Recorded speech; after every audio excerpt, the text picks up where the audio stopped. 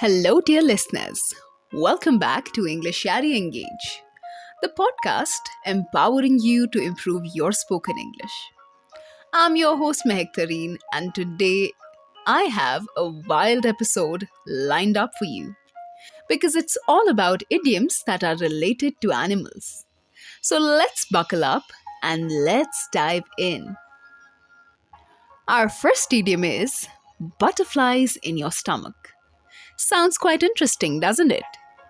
Now imagine if you actually had butterflies flying about in your stomach. How uneasy would you really feel? This idiom means something quite similar. To have butterflies in your stomach means to be really nervous or anxious about something. You can get butterflies in your stomach before a big event like public speaking, or an interview, or even on your own wedding. Next up is let the cat out of the bag. And do you know the funny part about this idiom? Is that there are no cats or bags involved. This idiom means revealing a secret or disclosing something that was supposed to be kept confidential. Now imagine for a minute you're planning a surprise birthday party and your chatty friend goes on and tells everyone about it. Yep, the cat's out of the bag now.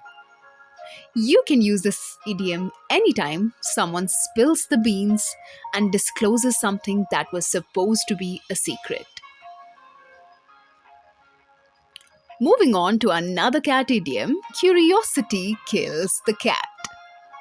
And don't worry, it's not a warning for your pet cats, but it's actually a caution for us against being too nosy. It simply means that being overly curious might lead to some kind of trouble or some unwanted consequences. For example, you can say, "Don't go snooping around in that laptop. Remember, curiosity kills the cat." Now let's talk about fish out of water. Imagine if you took a fish out of water and put it on a tree. How do you think it would feel? Not very good. And neither would it fit in because it's not natural for the fish to be on a tree. So the meaning of this idiom is when someone feels uncomfortable or out of place, just like a fish out of water. Let me give you a quick example. Imagine if a famous actor like Shah Rukh Khan is given a job as a bank teller. I bet he'd feel like a fish out of water. Last but not least, we have the idiom hold your horses. And don't worry, we don't want you to wrestle or hold any horses literally. It simply means asking someone to be patient or to wait. So if your friend is eager to spill the juicy gossip, you might say to him or her, "Hold your horses and let me finish my work first." And that, my dear friends, is a wrap for today.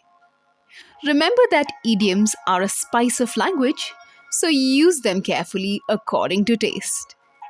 Thank you so much for tuning in. And if you enjoyed this episode, spread the joy, share this with your friends. And until next time, happy listening.